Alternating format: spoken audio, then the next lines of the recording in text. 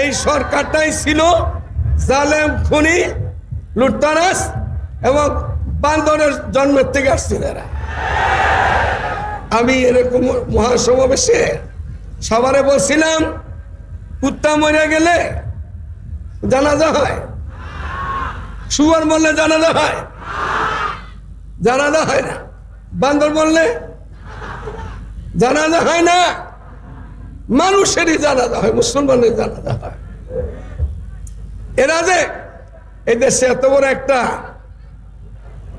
আল্লাহ তাআলার সাথে এত বড় বিদ্রোহী কথা বলছিল, একটা মেয়ে একটা ছেলে, এই দীপমণি আর জাফর ইকবাল, এগুলা হয়তো বান্দরের থেকে দুনিয়াতে আসছে।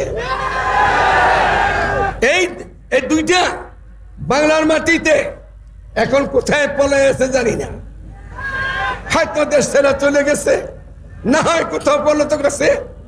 বাংলার মাটিতে যদি এই ধরনের বিশ্বাসী মারা যায়, ওদের জানাজা কি হতে পারে? কেউ যদি পড়ায় কোন মোল্লা মুর্শি, ওই মোল্লাও বান্দরের জন্য।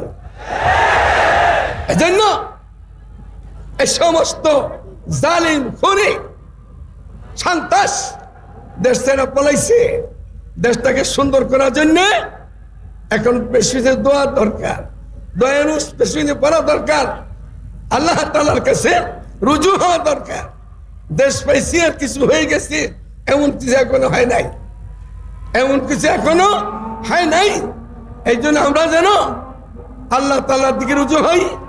আজকে জুমার দিন, মাগরিব আযান হয়ে গেল, আমরা যেন আল্লাহ তাআলার দিকে রুজু হই।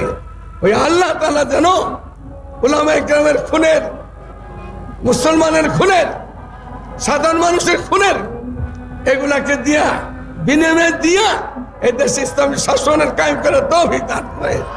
সুবহানাল্লাহি বিহামদিহি, সুবহানাকাল্লাহি ওয়া বিহামদিকা, আশহাদু আল্লা ইলাহা ইল্লা আনতা, আস্তাগফিরুকা ওয়া আতুবু ইলাইক। নামাজের তৈরি